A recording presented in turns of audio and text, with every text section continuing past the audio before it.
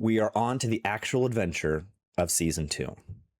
So this is really exciting because the adventure, The Hand That Feeds, is Warhammer the Old World's official starter adventure, I guess. So I'm really excited to run this group of characters through the whole thing. The adventure doesn't really detail how many sessions this should be, but I'm aiming for 2. We'll see as we go along because honestly, I'm not used to running official adventures. I usually just run my own story. But beyond that, I've got a little secret for you guys.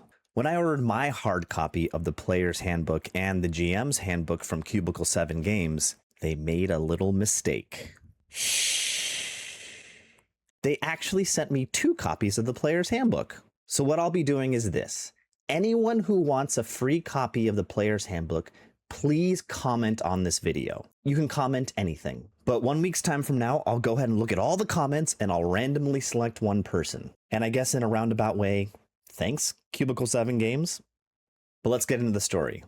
Before we do, please like, comment, and subscribe on YouTube, follow me on Twitch, and rate and review me on any app you listen to podcasts on. Okay, that's it. Let's go. Enjoy.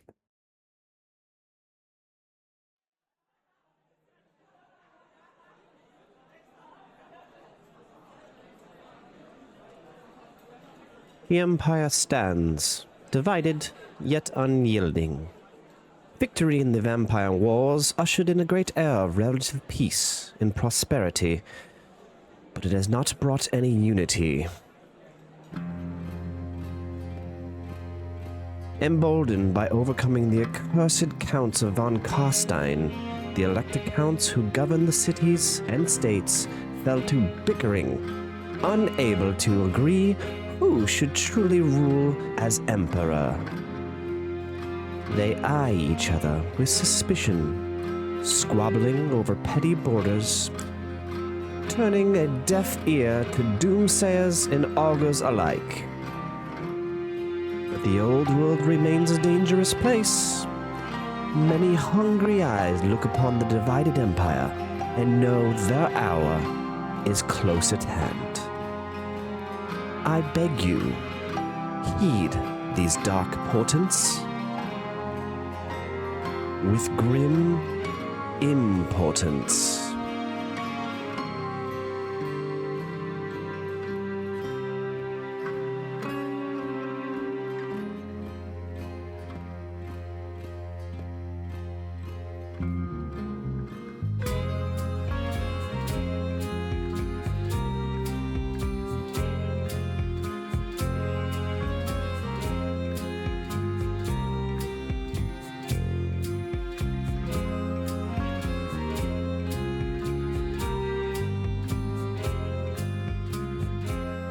I think that's everything.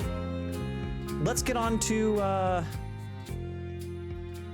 what you drinking and what you thought of the movie. Did everyone watch The Princess Bride?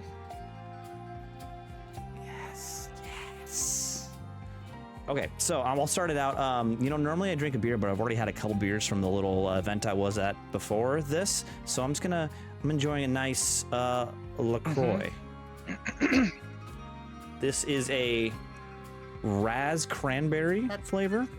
It's really just rolls off the tongue. Dave, first I'd like to hear what you're drinking or consuming this evening, and your initial thoughts of The Princess Bride, maybe like a favorite moment. All right, well, we'll start with what I'm drinking. This evening, I'm enjoying some cool, clear water from a Yeti cup. It's quite cool. That's very nice. And as far as The Princess Bride, for me, Billy Crystal is the best part of it. Yes, the clear winner. Have fun storming the castle, Have fun storming the castle. It's the best. Let's see here. Travis. I'm drinking Liquid Death, root beer wrath, just root beer flavored sparkling water. I tried that the other day and I thought it was just so-so, in my opinion. Is root beer not root beer flavored sparkling water? Well, it doesn't have any sugar or artificial flavorings. So, um,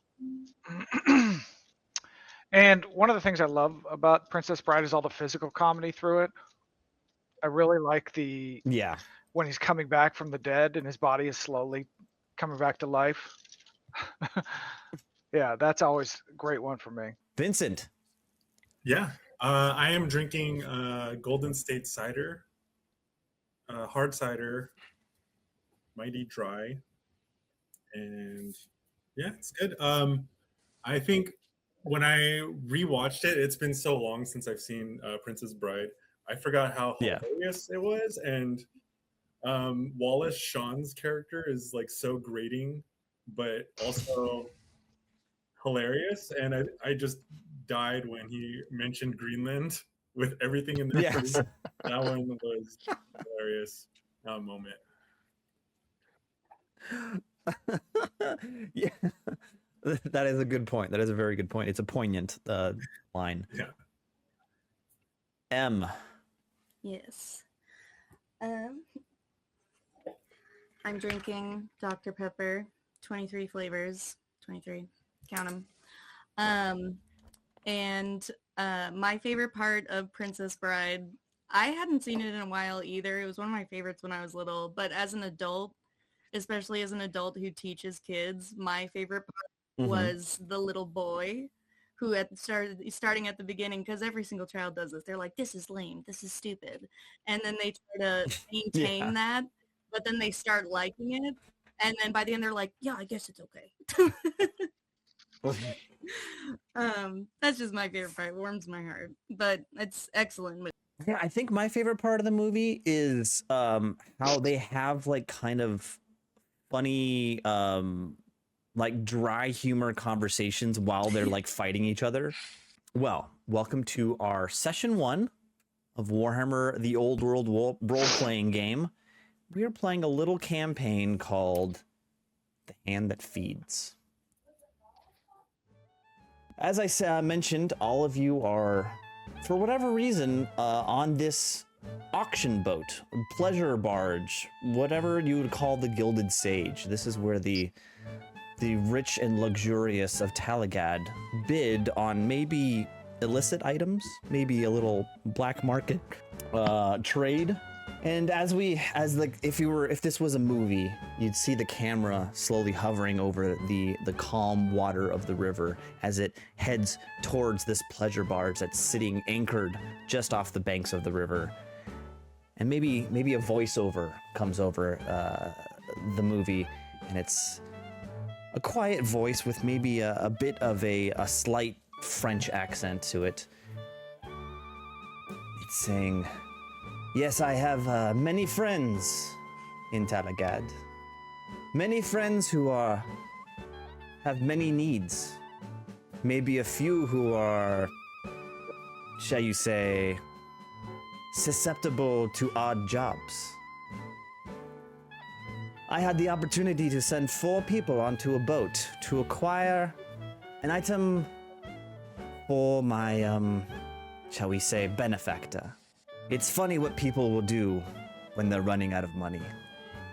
As the camera enters the boat and comes up on top of the main deck, you see 4 individuals.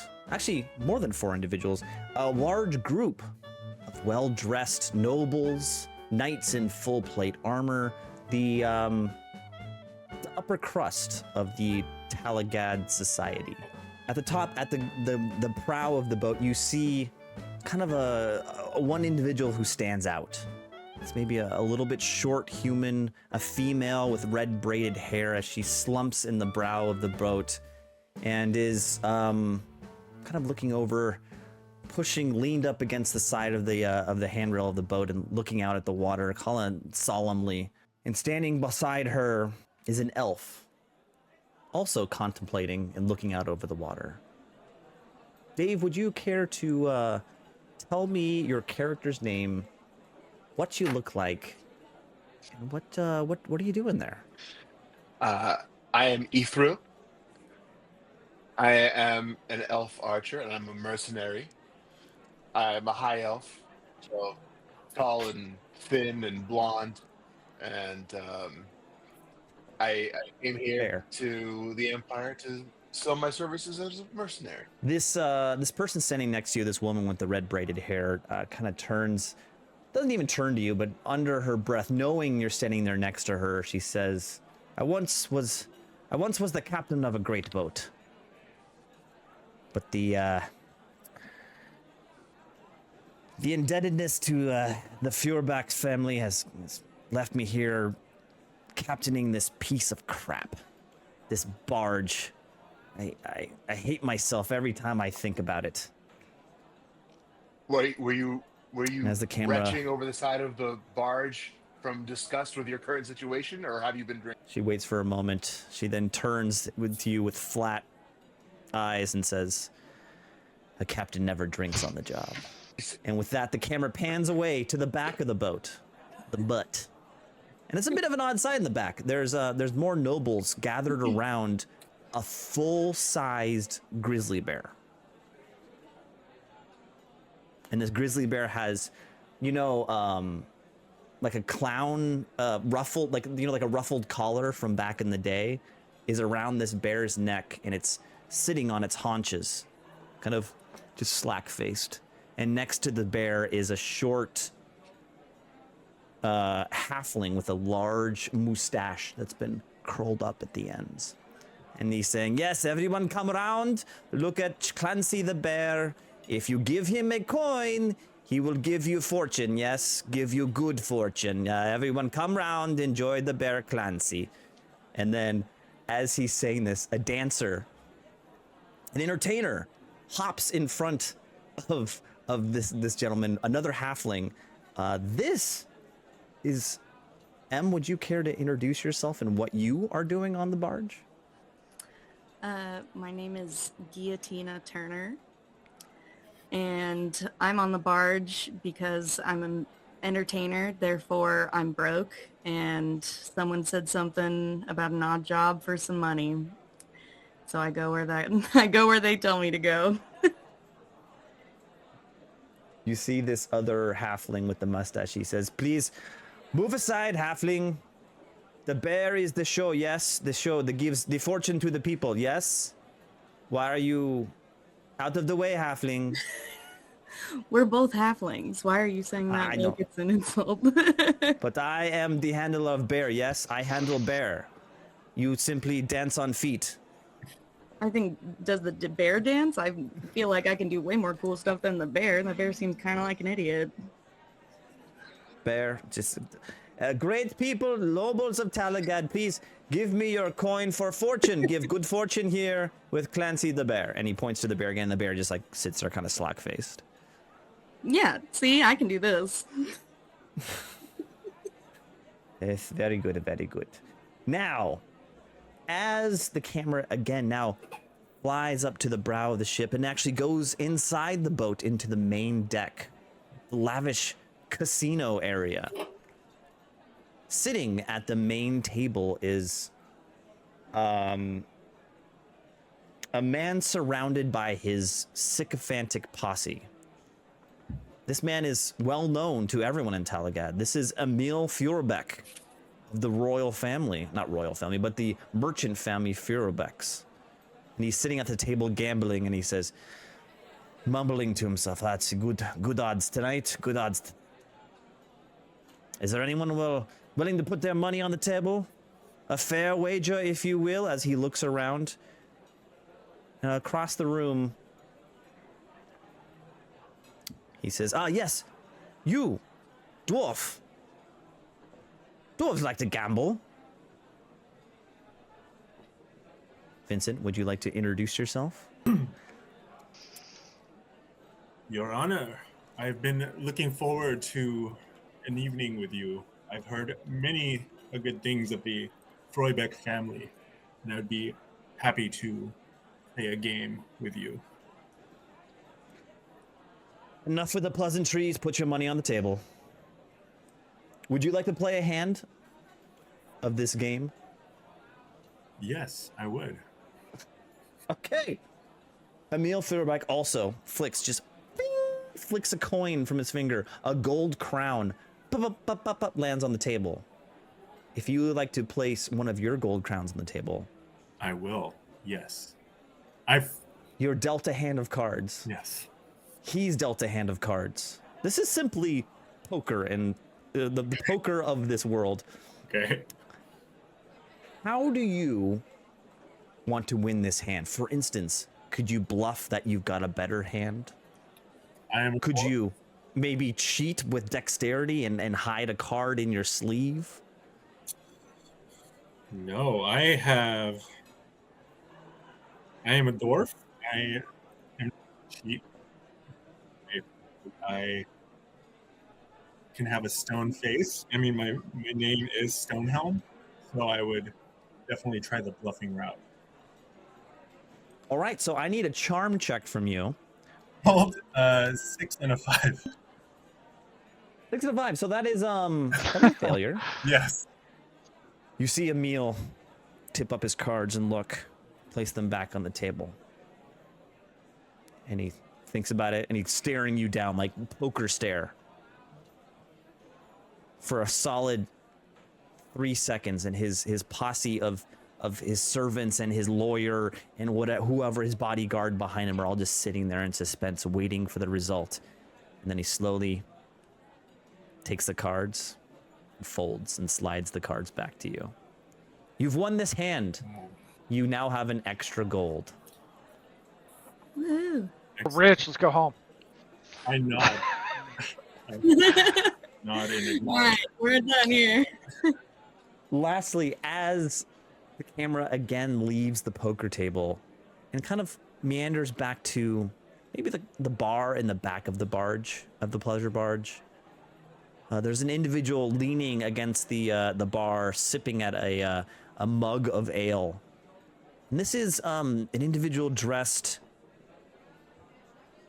in like typical noble fashion, roughage on the puffy sleeves, a nicely tailored vest. But it's like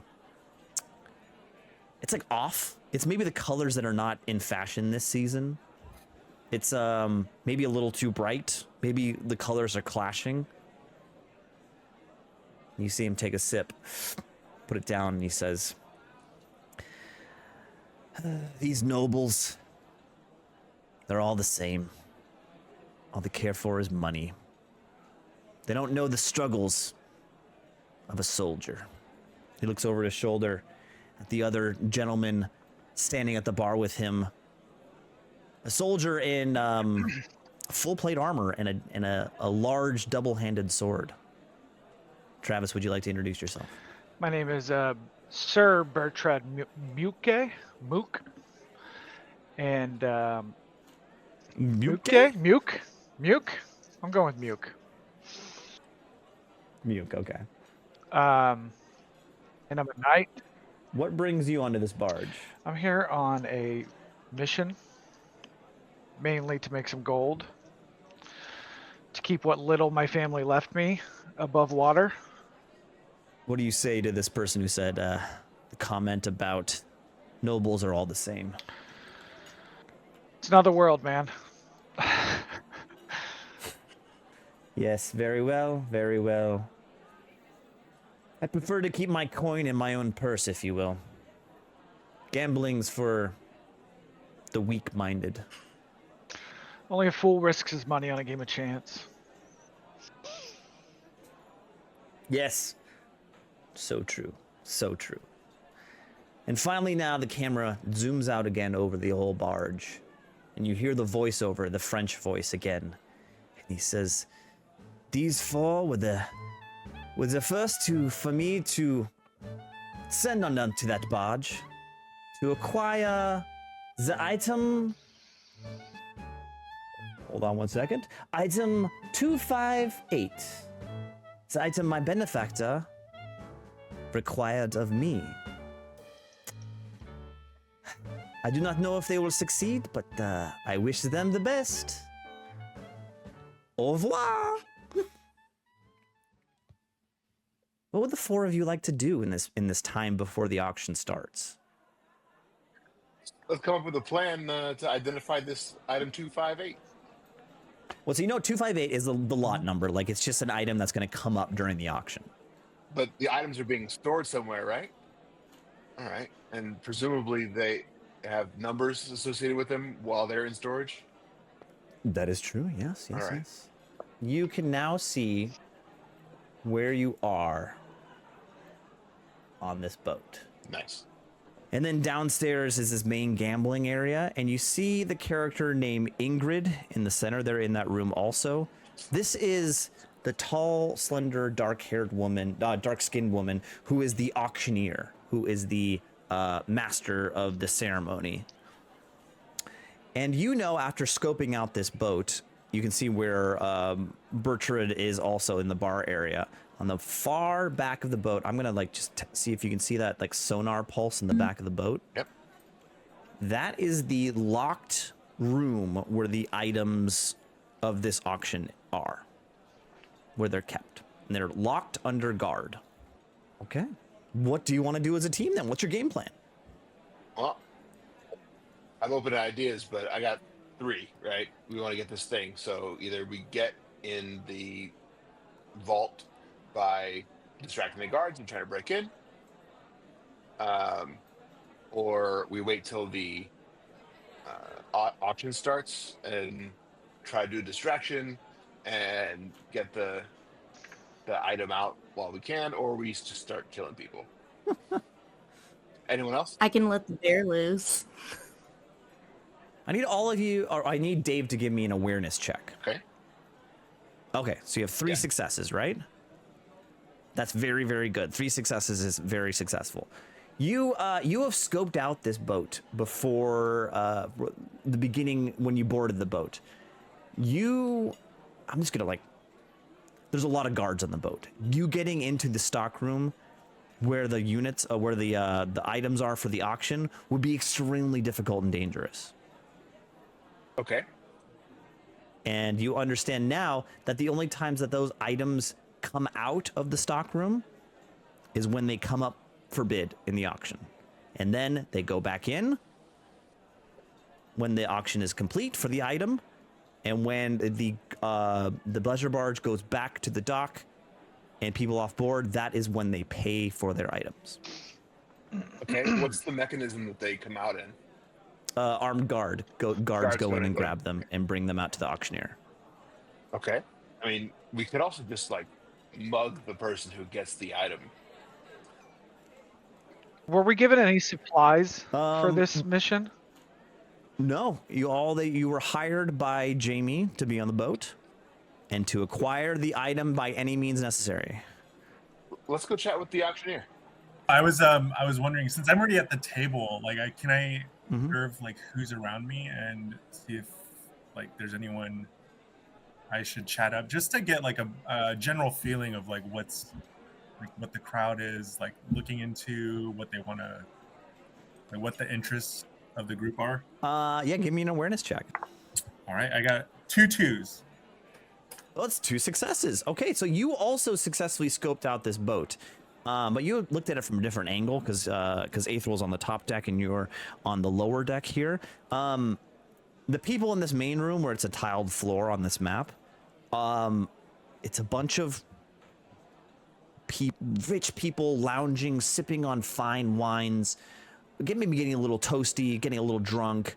They're here to spend money on luxurious items. You have noticed the center of attention is Emil, the guy you're playing cards with right now.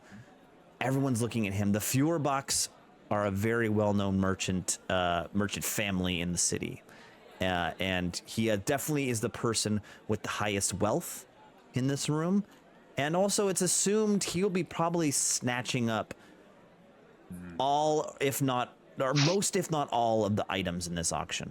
And you've noticed that the auctioneer, this tall, dark-haired woman, is hurriedly checking lists and making sure that's everything set straight. And she's trying to prepare for the actual auction.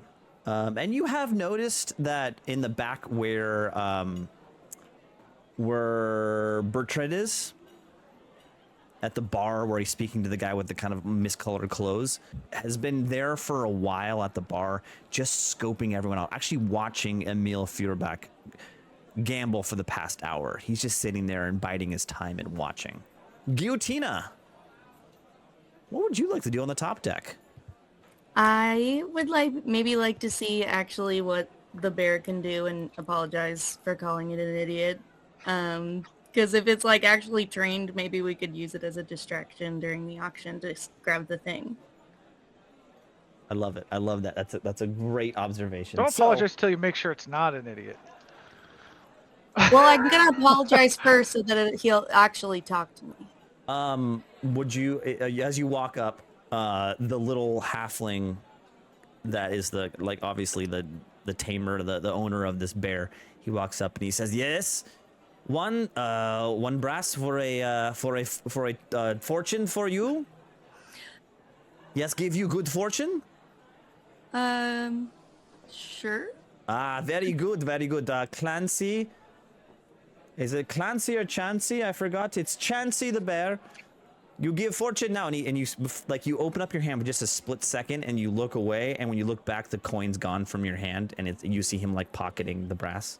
He's like, and he says, "Very good, thank you," and he walks away, and you see Chansey the bear give a and kind of slowly turn toward you, bending his head way down. He is feet taller than you. He looks down at you with he's got kind of sad eyes, so sad ice blue eyes, and you hear in a deep kind of weird grumbly voice, you hear this bear actually speak words, and he says, "Watch your step, for there is evil that slumbers beneath you."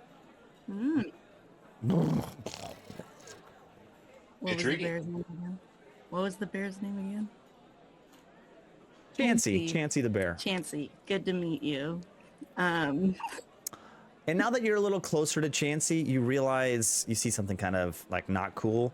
You see Chansey is held in place by chains around his ankles, and they're bolted to the deck of the ship. We should befriend this bear. We're gonna be friends with this bear. Yeah. I apologize for calling him an idiot. Can you throw the owner off the boat? Yeah. Can I do that? Yeah, who's watching right now? You know, we're That's here to free things. We're freeing 258, and we're freeing this bear, apparently, who could talk. Before we get there, I want to quickly go down to Bertrand. Is there anything you want to do in this time before the auction? Can I use my knowledge of like high society in the Empire? Is there anything sure. that sticks out What to do me you, while I'm looking in this room with these? So yeah, you see a lot of stuff. You definitely notice the same things Brundir did. That Emil Feuerbach is well known who he is and the immense wealth that his family has, and he's a prolific gambler. He loves to put a wager. You also find the gentleman speaking to you quite curious.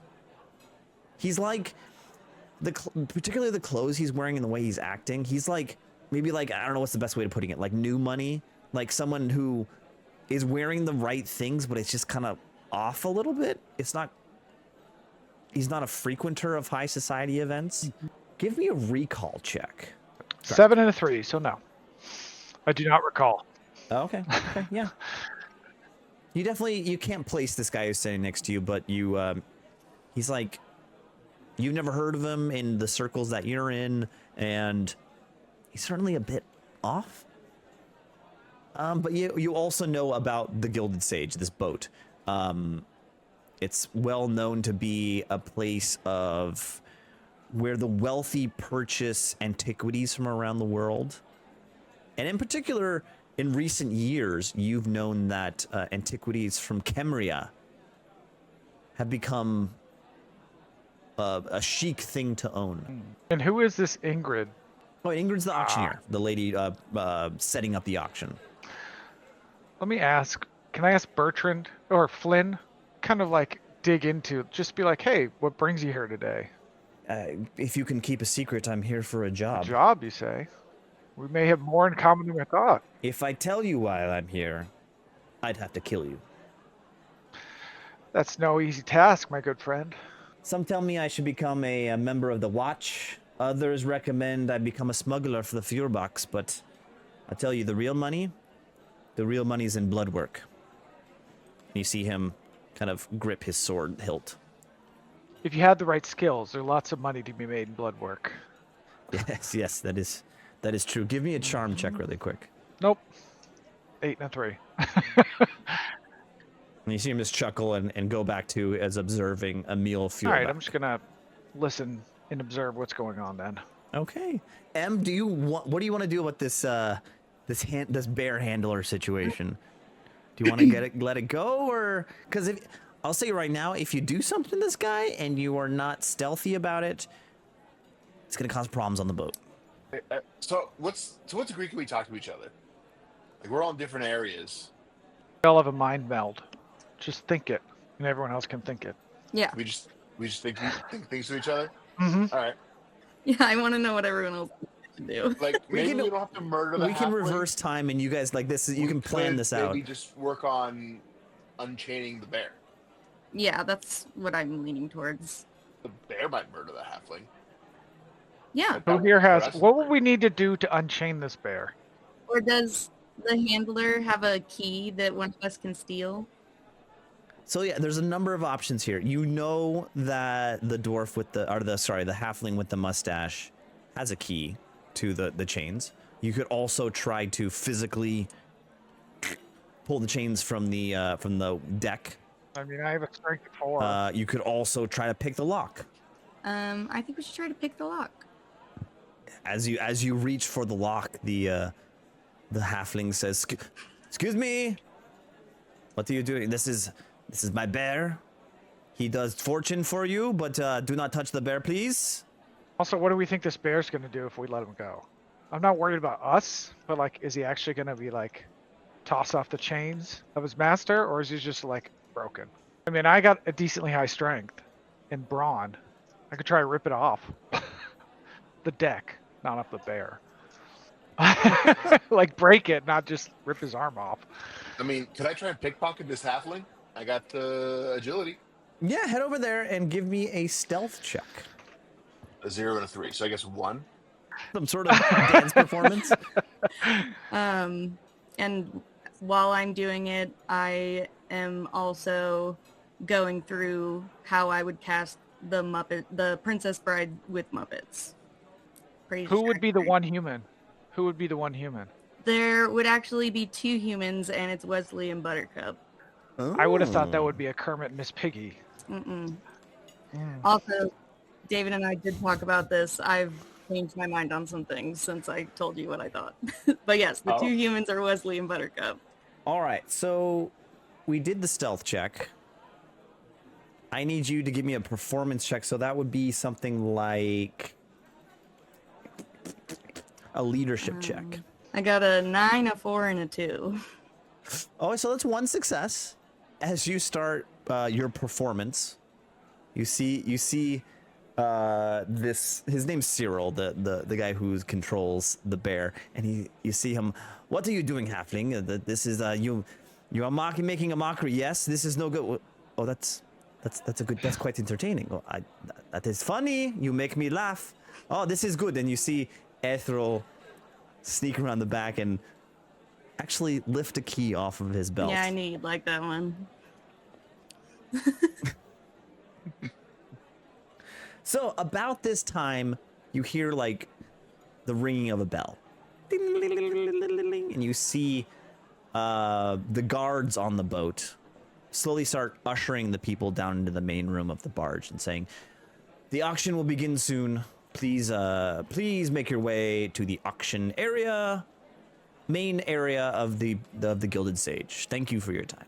Are we gonna let everybody go down into the auction hall and then open up the bear, or Is the bear and his owner going into? Are they going into the auction hall? So the bear's staying, but Cyril is heading down there. So who is heading down to the auction? Who is not? Oh, Vincent's gone. Vincent went to the auction. I'm staying put. Oh yeah, because you're already in the I'll stay room on for the the top auction. deck. I got a key and a bear. Aethel's staying up there. I mean, me and the bear are chill. I'll stay with the bear. You want to stay with me and the Yeah. bear? All right. Bertrand, are you staying with the bear? Or staying Yeah, I'll with the stay in auction? the auction area for now. Everyone from the top deck is heading down there also, and you see the auctioneer head to the door that leads into the locked area, the locked safe where all the auction items are held. And you see her unlock the door and turn back to the crowd of people, which is almost everyone on the boat is now in this main room. And she says, "Well, welcome to the auction. I would like to present the first item. A quick reminder to our guests this evening that this is a candle auction. Once each item is placed for bidding, I will light the candle.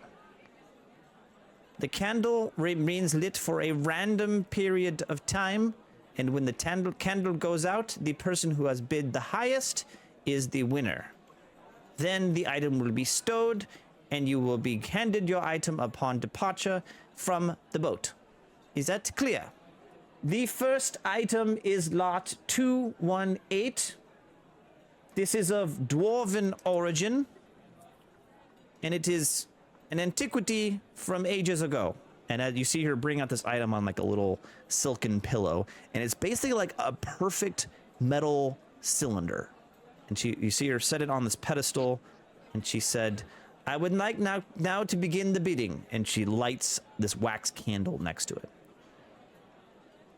Okay, so the way the auction works, that is, if any of you in the room want to bid on an item, you can do so, but like it's a random period of time, so you'll have to take a test, because if you guess and try to hold on for a minute and then place a bid and hopefully the candle goes out right then, you'll win the auction. Each item's worth 1 gold, basically. So at this time, you see Emil Feuerbach. He says, 1 gold. I'll bid 1 gold. Going once, going twice. Sold to the Honorable Feuerbach. Thank you. And you see the guard pick up the cylinder and move it back into the storage room. Before the next item comes out, what are Guillotina and Aethril doing? Aethril. Let's chat up this bear some more. I See what's up, definitely want to talk to and the like bear. tempt it with freedom. Tempt it with freedom. Alright, Freedom comes with a As price. you approach, Earn your freedom from us. It means Hey, nothing we're to me. gonna do a job, all right? This isn't PETA.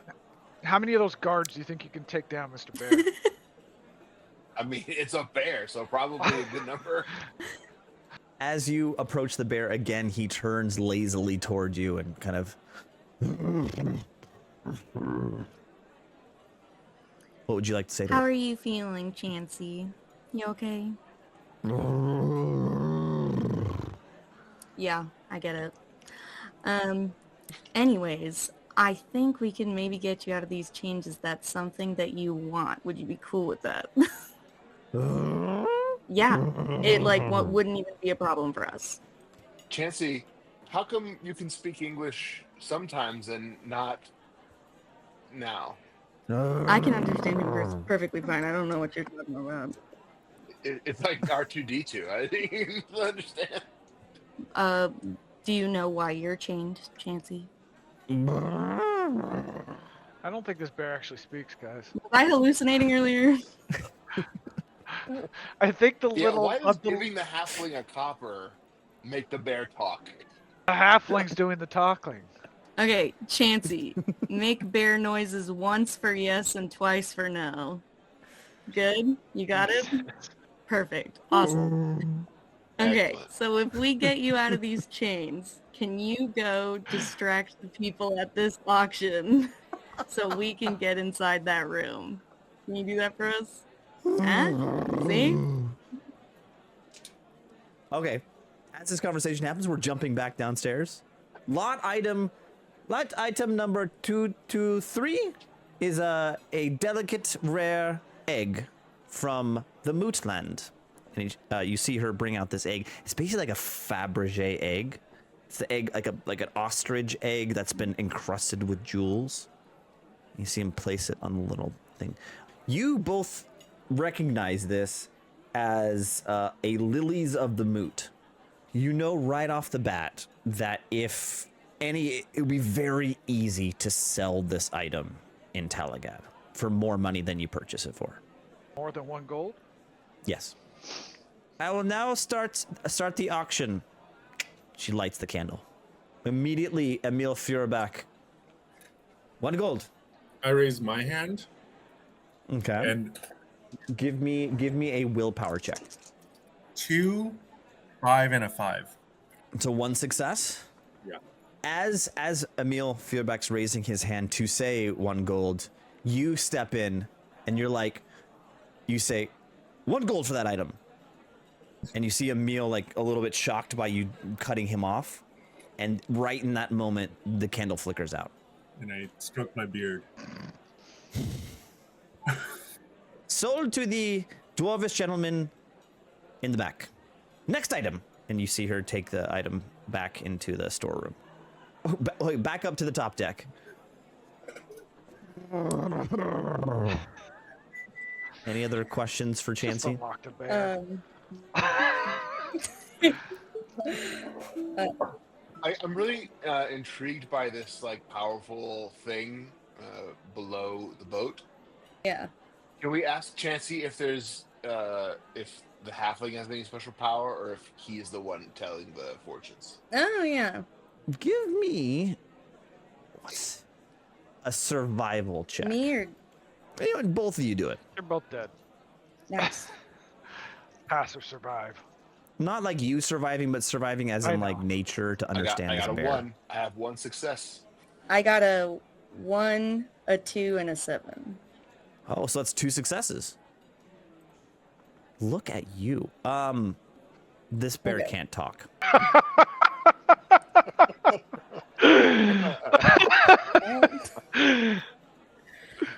Oh, jeez. You swore it spoke to you before, but it's like this domesticated bear that sits there and just Gotcha. grumbles now. So, I shouldn't buy mushrooms from that halfling dealer again. Got it. Okay. So you want to unleash Chansey? Do you want to go back? Do you want to go down into the main room? It's completely up to you two.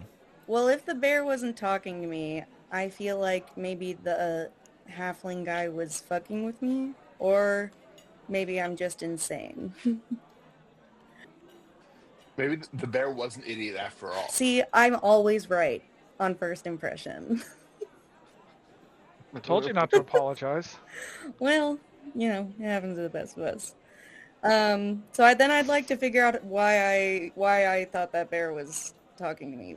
It may be the halfling as the ventriloquist, Okay. right? Which then brings the question, like, what is this powerful thing under the boat? Is that real? What does the halfling know? Well, if it's under our feet, it's in the room with all the auction stuff. So I think it might be the thing that we're getting. Sorry, my cat is freaking out. The only other thing is, if we unlock this bear, right, it might attack both of us, or either of us, and there's no set like telling how it would get from the top deck down into like the gambling room and auction area. Right. Could they walk this bear down? Once they unlock it, can they leave the chain on it and just walk it downstairs? Like I aim just it. want a distraction.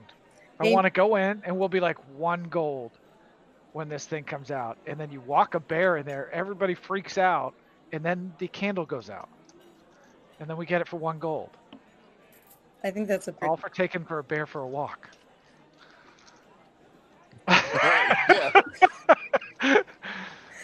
Let's take the bear for a walk. Yeah. Is that The possible? chains Is that down, how or it? their chains like on its Yeah, neck that's that what- we can actually use to lead it? It's chains on its ankles, All right. Shackles. like So its he's hind shackled. legs. Yeah. Okay. Is there a kitchen on this boat? In the Where we can hunting steal kit, some do I meat? have some rope? Sure, right. why not? I'm gonna tie some rope around this bear's neck. Okay, it Yeah, lets you do Brother it. in Christ. My brother in Sigmar. Better hope this works. It's just mauled by a bear, thrown off the boat. All right, just 3 people now. Put a rope around a bear and was like, let's go. All right, so you unlock this I'm bear's unlocking the chains. bear. Yeah. You reach down, turn the key in the lock. The shackles fall to the deck.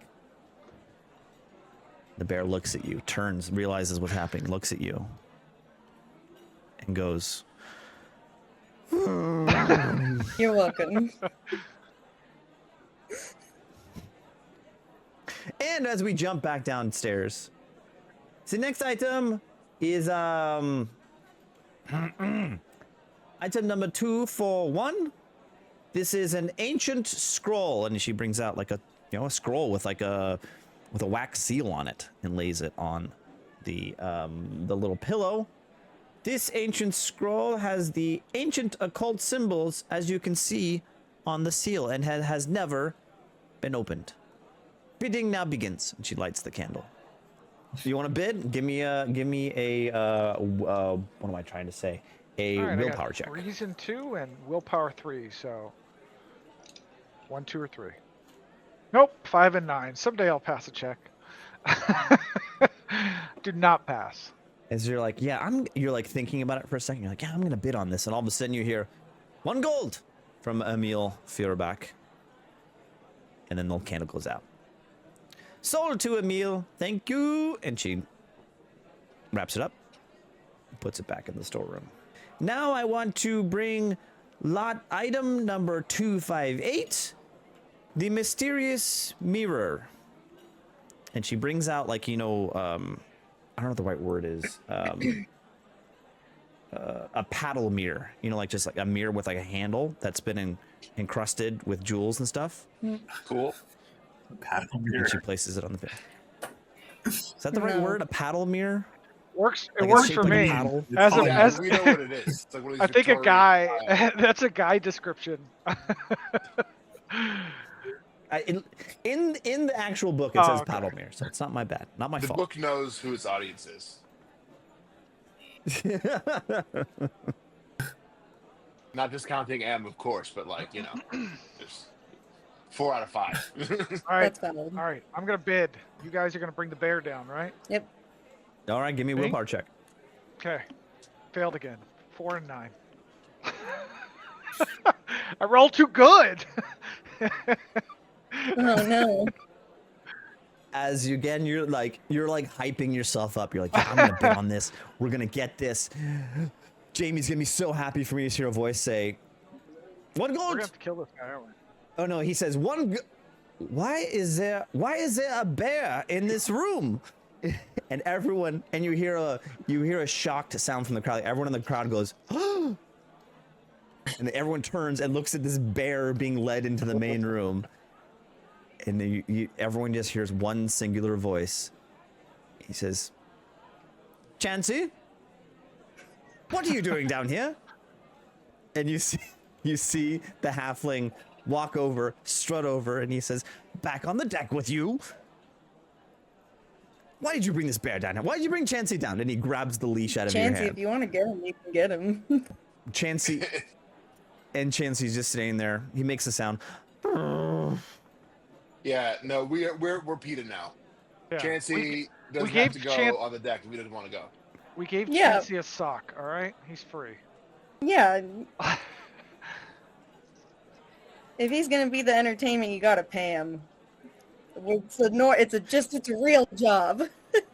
As this is happening, you see the guards, the guards on the boats. They start ushering Aethriel, Guillotina, Cyril the handler and Chancey the bear back up the stairs onto the deck, and you see the auction person say, the auction lady say, sold to Emil, Mr. Feuerbach, and now on to the main item. Please keep it down in the back, please. Take the bear upstairs. Bear, get out of here. And to the main item of the auction, the final, what's the right word? The marquee item of this auction. I am very, very pleased to present the Hand of the Dusk Queen. And she brings out this basically a jar, a glass jar the size of, like, I don't know, a waste paper bin. And inside the jar is a mummified hand. And on one ring is a jewel encrusted scarab ring. It's on the middle finger too. Yeah, fuck you. And she sets this jar onto the pillow. She says, I will now start the bidding. And as she lights the candle, you immediately hear Emil say, 50 gold crowns. Without hesitation. At this point, Aethril and Guillotina have been ushered up to the main deck. And The gold coin. immediately the auctioneer says, amazing, amazing. Sold to Mr. Feuerbach. Again, a generous patron. And before she can say anything else, you immediately hear Emil say, bring it to me immediately. Bring it to me now, right now. Bring it over here. Fight, guys. This is gonna go poorly. And you see his guards, his sycophants, go over and grab the jar out of her hand. When this is happening, can we just make a beeline for our item we want? All right, I want to see this guy turn into a lich, or whatever's gonna happen. So as the jar is handed to Emil, he immediately opens the jar. And immediately there's a whooshing sound, and all the lights in the room flicker. He says, "Oh, this is fantastic. This will look great in my sitting room. Kemrian artifacts are so in right now." And you see him holding it, and then there's just like the light in the room starts to fade unnaturally. And then all of a sudden, the mummified hand starts to raise up, and it's floating up out of the jar. And everyone's like, oh, there's a gasp from the crowd. And immediately, the hand gets to a point, and it turns to the closest guard, one of Emil Feuerbach's guards.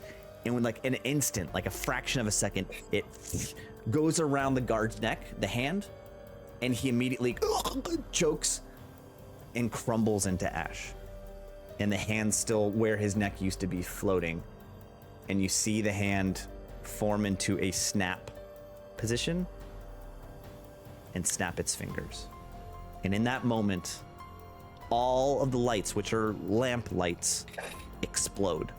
And the room is immediately on fire. The boat is now on fire. Previously, we were just doing this with fun. This is now a point where we're going to do turns, actions. Because the boat is burning. You have a limited number of turns before the boat sinks. But I'm not going to tell you how many turns that is. What would each of you like to do in the first turn? First of all, all right, so the hand's still floating around, right? Yes, it's floating in place in the center of the room. Like this rotating I say slowly. we tell this hand, hey, we're a collective of freedom fighters. We're here to grant you your freedom. We let you out of this jar. Look at this bear. Look how happy he is. Does anyone know sign language? I only know banana. I know Louisiana. I know octopus. All right, with our powers combined. So, do we have like a bag or something we can throw over this thing? It seems like if we could immobilize the hand. It's gonna turn the bag to No, dust. go on. Remember what I said. The item you are after is lot You don't 258, care about. What was the which mirror? was the mirror. So the mirror got taken away. What happened? To the Yeah, mirror? it's back in the back. So the mirror is in that room. At the back. Storeroom behind the auctioneer. All right. In this moment, before you act, I want to tell you a few things. The ship's captain, who was down there, immediately she says, when she sees the explosions and this room burning, she says, "Quickly, hands, drop the anchor. We must get back to Talagat." And she see her run up the stairs to the top where the wheel is that controls the boat. And she's like, "I'm going down with this ship if I have to." And you see her run up onto the deck. I need my Mootnet egg that I spent a gold coin on, and that's also in the same area. Hey, you haven't paid yet. It's free. This is true. But if I could get it for free. So are all the ship guards like with Giatina and I on the top deck? Okay, Yes. so there's no one guarding But the room. this is an explosion. So in this moment, they're freaking out too, and you see them running in a panic. What? And actually, you immediately see Guillotina and Aetheril. You see Cyril, the handler. You see him reel from the explosion, kind of realize what's happening, and immediately just hop overboard, jump into the Did water. We did it, We guys. got that hobbit in the water. What is Flynn doing? Can I observe him? Oh, good question. You observe Flynn also. You see him again react to the explosion and immediately run up the stairs to the top deck. Are we trying to put this fire out? Like, could I try to get everyone to lock in and try to put it out? Or are we just accepting that it's burning? That's the grace of God right now. We get to get our thing out. Let's go get Yeah, our it item. seems like everyone being That's an distracted opportunity. and not being near the room is a We're good cool with thing, the right? fire. Got it. Sorry, it just stresses me out thinking about it. Fire? Yeah. Fire safety, it's important. Well, being on a burning boat, yeah, that's It's a stressful important. thing. Thank you. This red circle is where the hand is floating. Yes. Can everyone see that? Yes. All right, so basically, I want to creep around the you're side. going for the storage area. Yes. You want to go in the storage area. Give me a stealth check. Actually, no, not a stealth check. Give me a endurance check Okay. with the smoke. Toughness. So 4. And I need to get 1 or a 2. I got a single 1. I passed a check, guy. Yes. Okay, so you succeed. You Congratulations. succeed in getting in there, but it's the smoke's billowing in there, and you have to stay low, and you can't see where the items are just yet in this round. What would everyone else like to do? So is the door open? Okay. Yes, door's open. I'd like to get in the room. Just because I have high athletics and I have high awareness, so I think I could probably see those items if I can get in there. Okay, yeah, it's gonna take your full turn to get to the door, where the hand is floating. So since it's gonna take my whole turn, can I run down Alright. there and shoot the hand? You can. why not? Yeah, why not? About there, and then you can try to shoot the hand. Give me a shooting test. Okay. And I have 2 successes. Ooh, your aim is true, and the arrow strikes the hand, but you see it literally hit the hand. No, something fun happens. The hand grabs the arrow out of the air, and then it crumbles into dust. Cool. And then the hand opens up again. Mm. Damn. All right, Guillotina and Brundir, what do you want to do? I was gonna try throwing some knives at it, but I think the same thing will happen. Yes, so you definitely realize that before you see him shoot that, or in the turn order you figure that out. What do you want to do now? I mean, could I try to go get the mirror? You can get to basically where Aetheril Okay. is into the main floor. You can get down to here, which is I'll if you just get want to go down. downstairs, that's your turn. All right, on your way down, you definitely notice that the ship's captain has gone to the prow of the ship, and you see her trying to steer the boat back to the dock in Talagad. Bryndir, what do you want to do? I want to make my way to the storage area as well. All right, go ahead and move your token where you want to go, and give me an endurance check. I have 1 success out of my 5.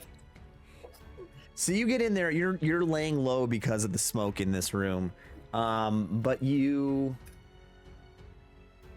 able to see one of the items, but you're not exactly sure which item it is. But you grab it, and in the heat of the moment, you're not sure exactly what you have, but you have one of the items. And I'm gonna leave it at that for now. That leaves one whole turn as Aethril and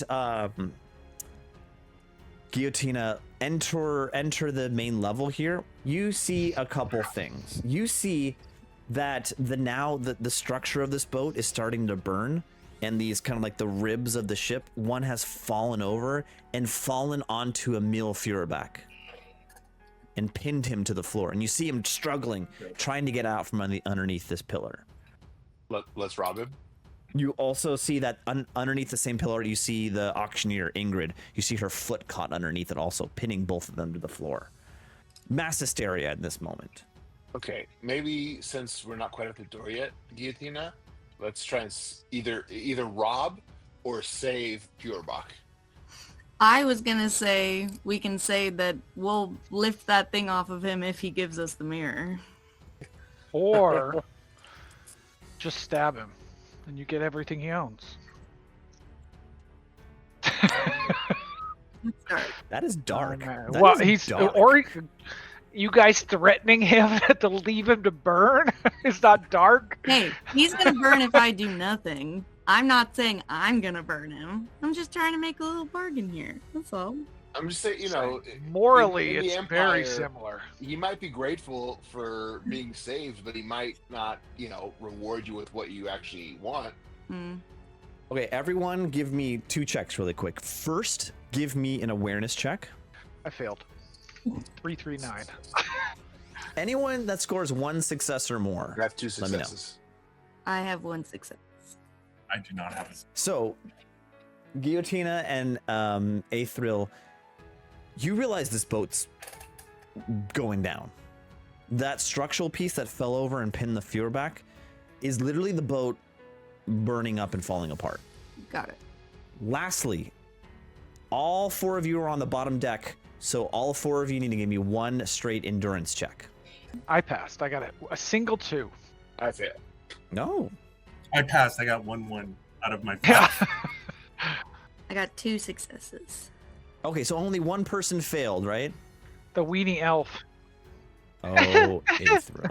Oh, I don't do Aethril. well in the smoky environments. Is this why you're not get a little too a close? shadow warrior? Yes. This is why you didn't make it to be a shadow warrior. I have asthma. I need you to roll me a d10. Roll me a d10. 7.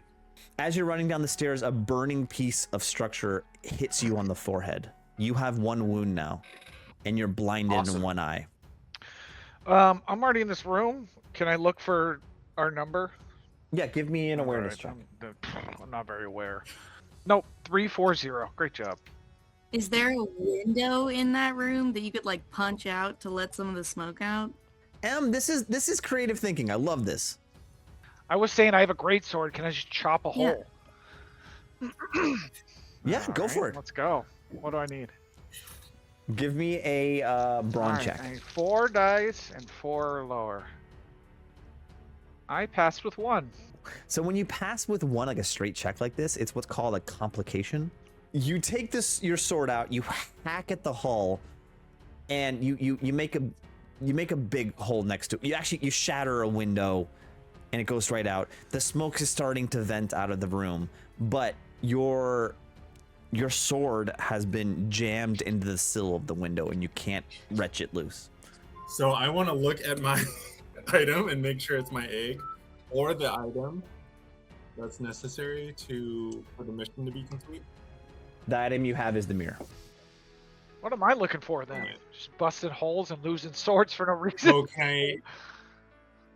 can I help him free his Yes, sword please. by swinging Yes, my please. axe? Hit it with an axe. Give me a brawn check. All right. In case of fire. Break Get out the the sword sword. out of the wall. I have 1 success out of my 3. Oh my god. Oh, You wretched I thought you were free. gonna tell me his gets Yes. stuck too. Like, were you trying to get something off the ball from the tree, and you throw another one and it sticks up there? Aethril and Guillotina, what do you want to do? I say we stab the rich guy. Yeah. Stab the rich guy. Hell yeah. You guys are evil. Or this guy, we could be his best friends. He just spent 50 gold coins to unleash like a Khemri hand, and he opened it like Yeah, he's immediately. too stupid to live. He probably got his money from like a crypto scam or something. Let's kill him. Can I stab him? I have a dagger. He is completely prone, so he can't defend himself. So just give me a melee check. Wait. 2 and 2. 6 and a 1. That's a hit. Yeah. That is a Just hit. Damn. Okay. As she you slit slits his his throat, throat. she says billionaire Yeah. shouldn't exist. There's no such thing as an ethical billionaire.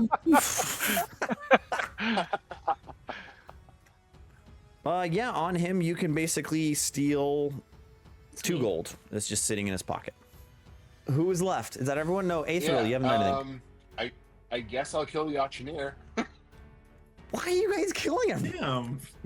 Yeah. This is Grimdark. What did the auctioneer do to She you? witnessed my companion kill the rich guy, and so the thing is, the auctioneer saw my companion murder the rich guy, which is going to be a real problem. So we can't leave the Mhm. witness. Also, Stab she's her eyes out. a bourgeois tool of the oppressor, so she should go. Kill the puppet. Okay. Oh my god. All right, you kill this poor auctioneer. I can't believe you just did that. I just It's wanted you to know disgusting. I was I'm against disgusted this by one. you. You don't know her. You plight. can't leave witnesses, okay? Are we gonna get away Poke with her this? eyes Probably out. not. What's she gonna do? It's Tell not her that your she legal wasn't name? innocent, okay? She saw something that we couldn't have her see. She had to go. That is your turn. That is your turn. It is now on to turn 3.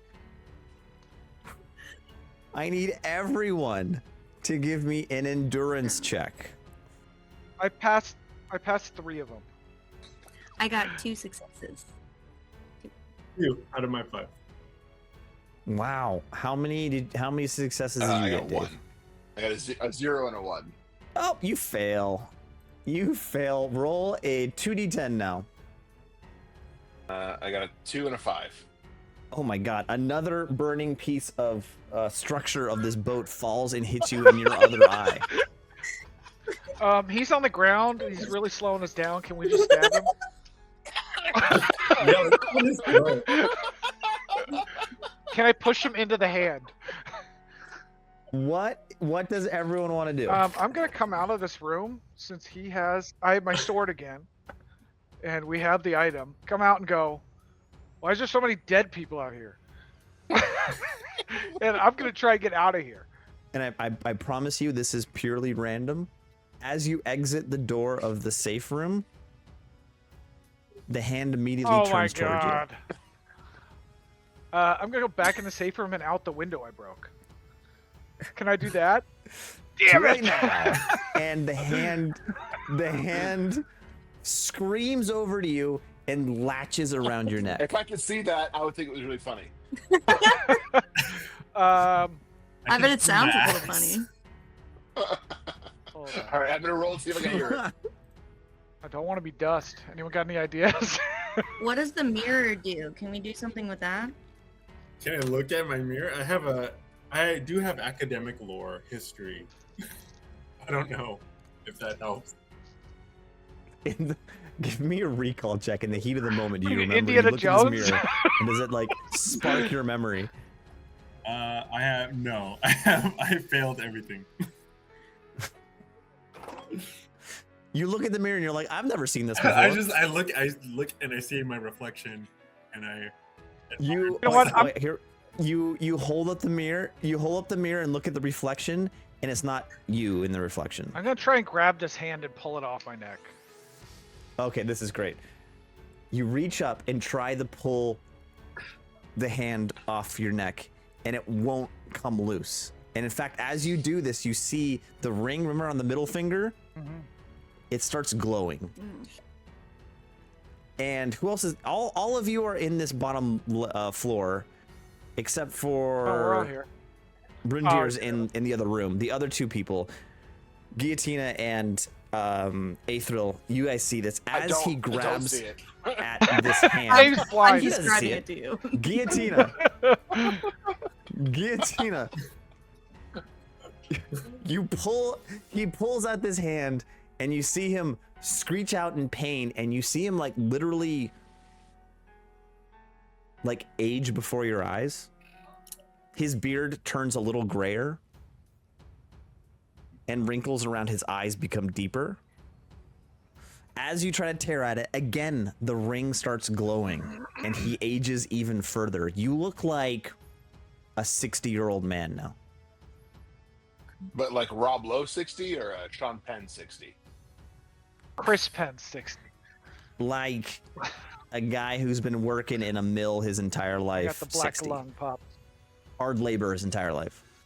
So, Sir Bertrand, it's on you right now, but it's not like hurting you. It's just latched around your neck. Okay, well, I see that the reflection is not me, and I guess I rotate it to see, like, see what Bertrand is seeing. Bertrand, you look in the mirror, and the reflection's not you either. Who's the person? You don't know. Some other white dude. They all look the same. I'm gonna see if I can listen my way up the stairs. I don't know. I don't want to be in a. Yeah, you can do that. You can definitely do that. So you're trying to leave the room, though, right? Trying to escape. I'm scared. I'm blind. Everything's on fire. Last Give I me saw. an awareness check. An awareness check. I have all successes. 3 4s and a 3. Now we're all over here. Wow, you like straight up echolocation what's happening right now, and you want to go to the top deck, right? And yeah. Oh.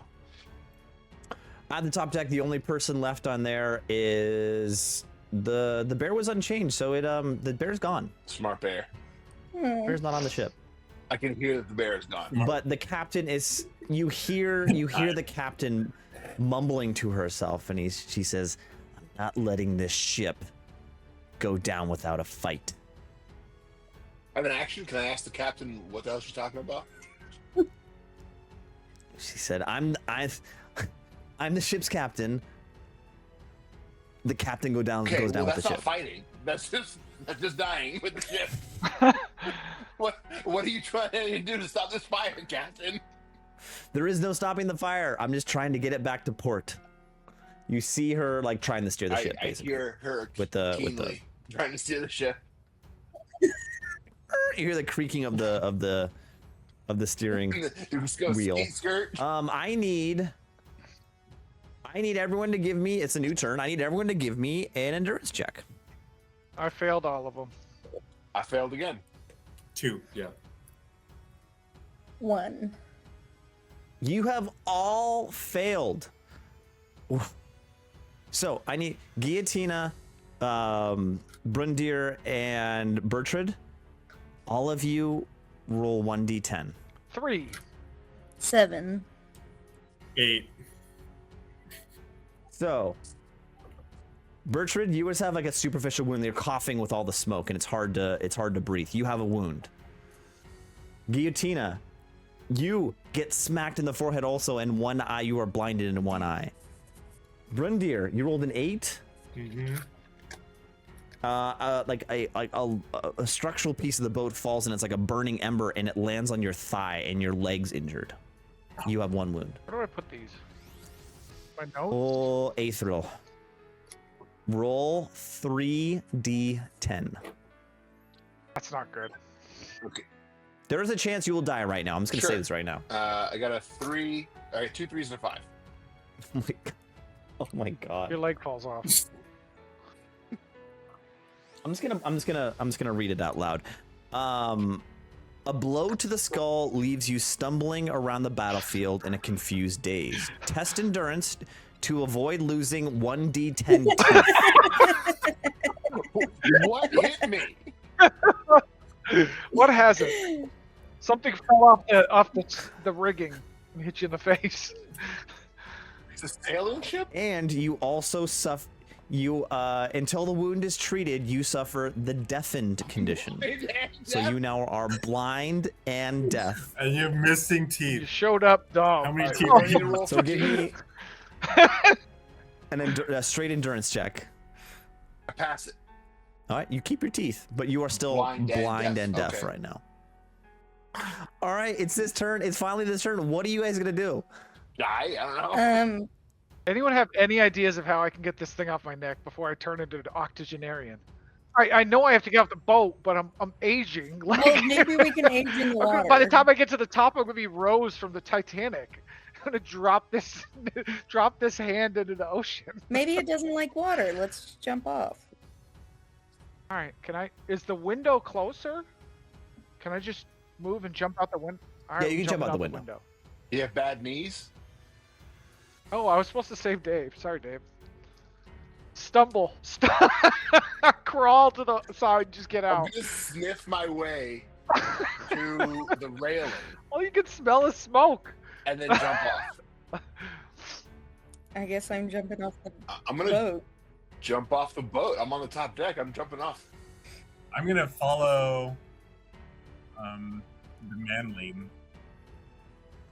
Out the window. Yeah, out the window. You have he to do it just like this. Shattered.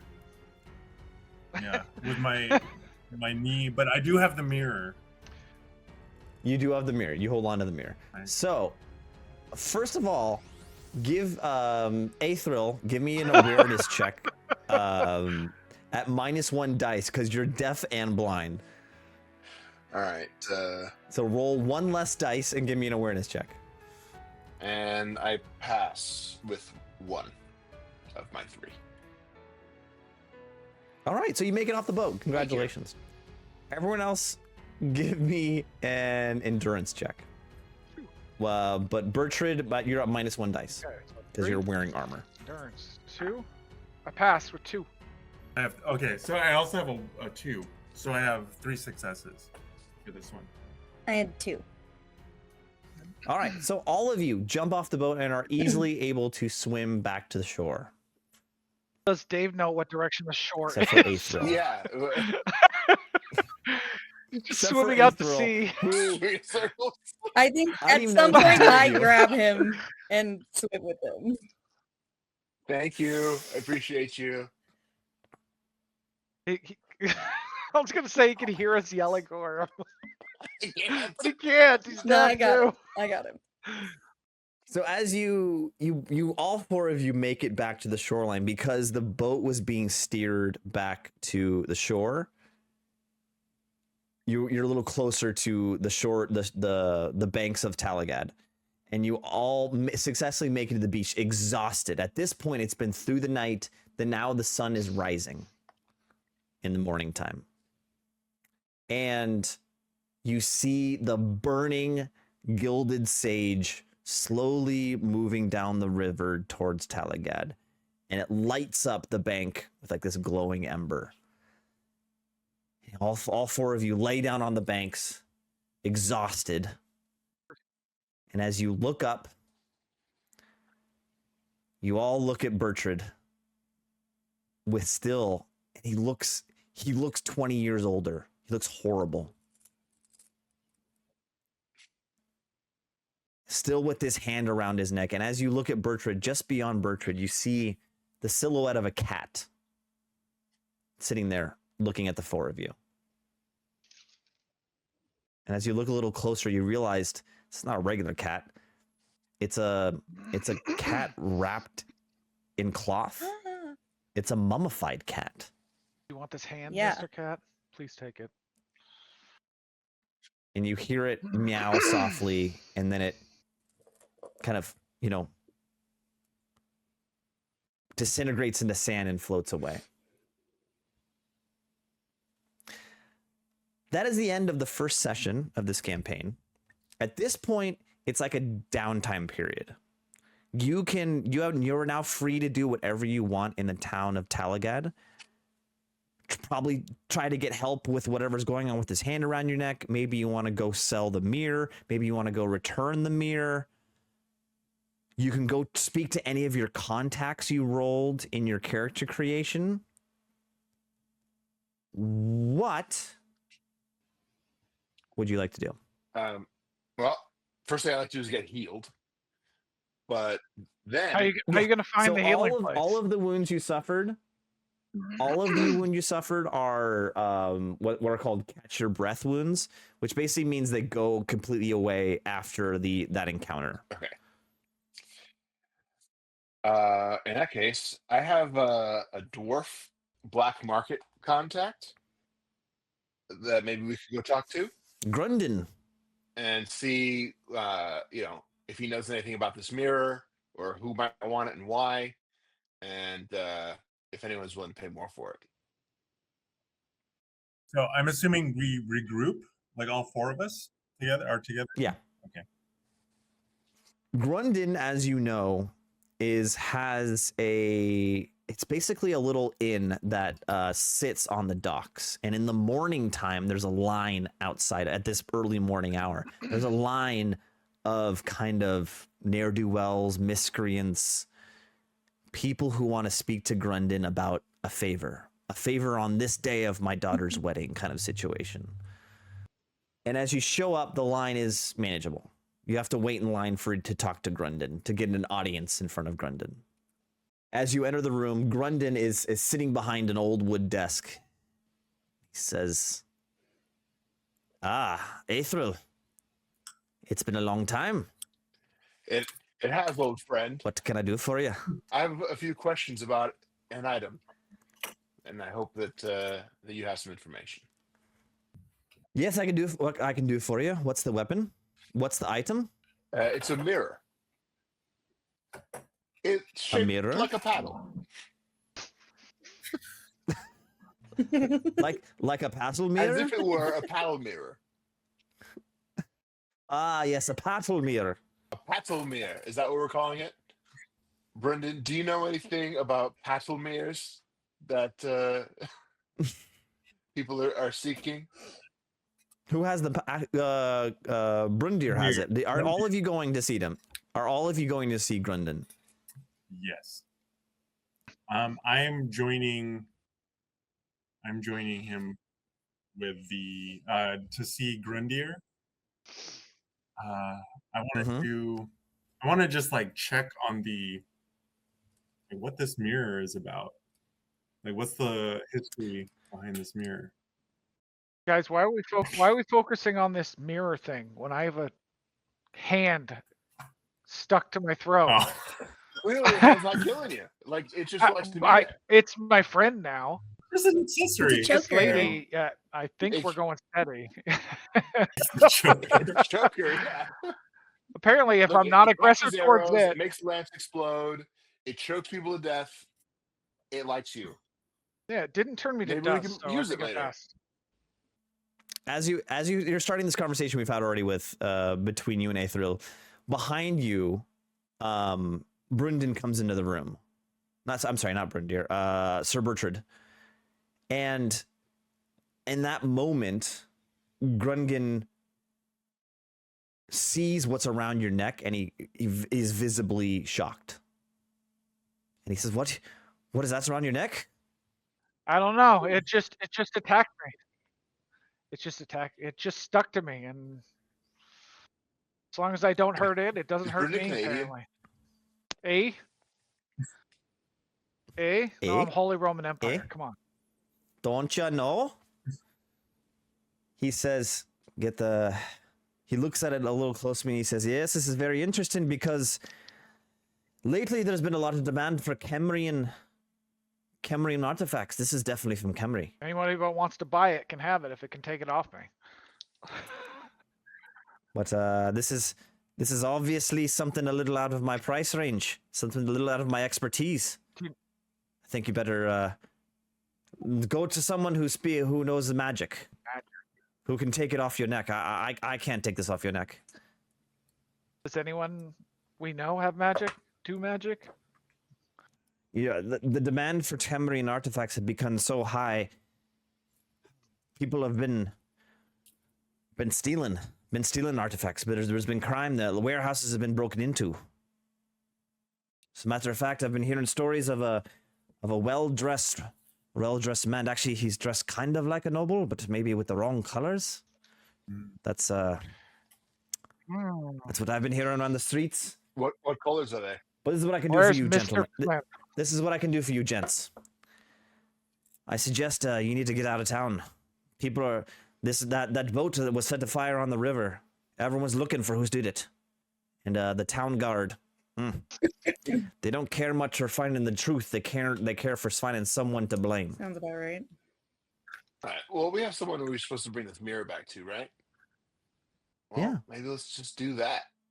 That is Jamie de Sabatine, the gentleman who sent you on this mission. He probably knows some stuff about magic stuff. Does anybody have any contacts that know magic? Mine? Well, can I actually see? I don't know. My contact Horst von Schmeltlock. Schmittalk. I want to know about this mysterious Jaime or Jamie contact. Oh, wait, the guy who sent you on the mission. Yeah. So as you walk in, he's in as one of the River Run Inn. As you enter, he's having a drink at the bar. It's morning time.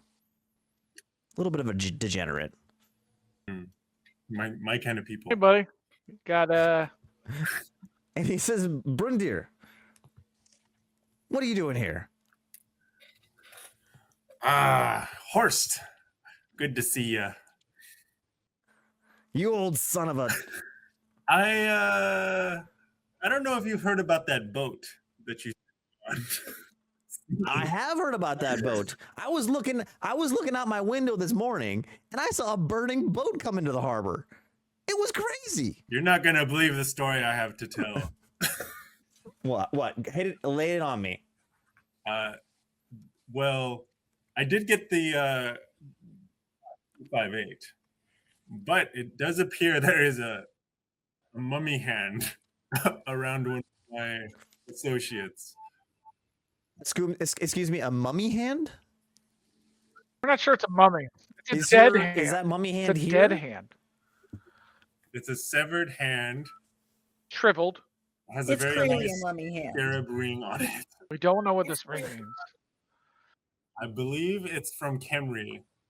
And I think this associate, also one of your friends, he's now like 20 years older. Forced. He's got a lot of grays. Forced. Well, you know, I'm no wizard, but that sounds like a curse. Curses are they're not good. I've heard stories about curses can only be reversed by the opposite magic. Like that sounds like necromantic magic. But I heard if you go to a place that's filled with life magic or something like opposite, it can reverse the power and then you can like take it off. Forced. Can you give me directions to the nearest Sigmar temple? Oh my god, there's a dead hand around your neck. I just noticed you're right next to me. Holy cow. Don't sneak up on me like that. And he turns around and immediately takes a shot of alcohol. Yeah, that's messed up. You need to cover that up. Like you can't walk around town like that. What am I going to cover it with? Like the town watch is going to arrest you immediately. Like my god. Scarf. We're bringing scarves back, guys. Sigmar, there's not many followers of Sigmar around here. I know of a healer, a lady named Elena, down in Coldside. She She's dealt with stuff like this. But again, the sun's up now. You can't be showing that thing around your neck. And you look horrible, man. Do you need to sit down? You look Feel great. Is there a school of magic? What about a school of magic, particularly the light magic? Yeah. If you go to the library, you can find the wizard there. What's his name? Oh God, I just can't look at that thing. That's disgusting. Oh, We'll my get you a goodness. turtleneck. Gazelbert. Oh yeah, but put on a turtleneck or something. As you enter the library, deep within the center of the library is like a private study, and he's kind of well known around the city. He's a wizard that is often in this time period. Wizardry is not really socially acceptable. It's kind of like met with fear and misunderstanding. It's so it's kind of, he keeps a low profile, but you know where he is now. And as you're in the room, he's wearing this blue cloak that cloaks over his whole body, and he's studying this stack of books. And he looks up with wide eyes as he sees the hand around your neck. Is that a mummified hand around your neck? It is. Do you have any knowledge of how I could possibly get this thing off of me without dying? He says, he starts to examine it closely, and he's looking at it. He's like tilting your head back as he's looking at where it's touching your skin. He says, yes, this is definitely a strong necromantic magical curse. It might be out of my skill level to dispel, but I have some ideas. Bertrand, give me an awareness check. I got a single 2. 1 success. You notice he's actually afraid to touch it. That it kind of, the hand scares him a little bit. He says there's 2 routes to taking this, to dispelling this curse. You either need to counteract it with life magic. The closest center for life magic in this area is out of town. It's at a place called the Verhoffen Waterfall. It's the center of life magic within this area. And it's actually guarded by the Hounds of Tal, which is like, Tal is the god of nature in this world. And it's the main deity that's followed in this city. Now, the second way you can get rid of this is it actually being dispelled. I mean, I'm not very confident I can actually dispel it. He pulls out a book and leafs through it. But I could give it a try. I feel like this is one of those things we're going to try and I'm going to die. All right, let's try. I guess give me a is that charming? Give me a charm check. Let's see. My charm is 2, fellowship 2. I failed both. I'm not charming. I'm clearly rattled. He says, "No, I can't risk it. That's too strong of a magic. But I highly recommend seeking out the Verhoffen waterfall. Bathing within its waters will cause the curse to be reversed, and then maybe you can physically take it off your neck if you're in the waterfall." Well, I have a key to an armory. Can I go check and see what's in there? See if we can find something useful? Let's do that. Sure you can. So you go and you have access to the Talagad long sites, the military force that occupies and polices Talagad. You have access to their armory. And in this time of day, there's no one in there. You can basically restock any of your weapons. You can get weapons for your friends. All right, of that who wants something? from the armory. Anybody want anything from the armory? Is there rope? I need some new rope. Jesus Christ, this is Boondock Saints. You can get rope. You can replace your rope. You and I'll your give fucking you that. rope. The leader, the commander of the garrison of that armory is a man named Danya, and he speaks to you about the city at this point is now almost under lockdown. Everyone, all of the long sites and all of the town watch are looking for who caused this fire. Since this was like a noble ship, like where a lot of nobles were on there with a lot of money, this was like a big to do. And there's a manhunt going on right now for who did this. I guess I'll just get myself like a sword or something. Okay. Yeah, grab a sword. It's Then I yours. guess I'm good. Nobody else needed anything. I neglected to mention this before, but I'm just going to throw it back in there. Grungin, when you spoke with him, said he can, if you want to get out of town, he can take you. He has someone who can take you downriver. Is that the direction of the tall place? Yes. Yeah. And the only other person you haven't talked to yet is really Jamie, the person who sent you on the mission to get the mirror. Oh, we should. It's probably important. Yeah, we should probably go do that. As you exit the armory, heading towards the other part of town where Jamie is, you're walking down an alleyway, the four of you, and you hear a voice from ahead of you, and it's the voice that Grundir remembers from on the boat. Flynn. He says, well, I've finally caught up with you, my friend. And he appears in front of you in the alleyway. This is a tight alleyway. And then 4 hired henchmen, like just grisly looking guys with sticks they're beating against their hand. Not the good ones. He said, I'm glad to finally catch up with you. Are you here to take this thing off my neck? It seems the real thing of value from the Gilded Sage left on your neck, and I want it. Take it. Please. You can take it off. It's yours. And with that, it is 12:22 a.m. my time. I'm going to call it quits for this session 1. And next session, you'll see if you can deal with Flynn, and then maybe you can go get this taken off your neck at the Verhoeven All right, sounds Waterfall. good.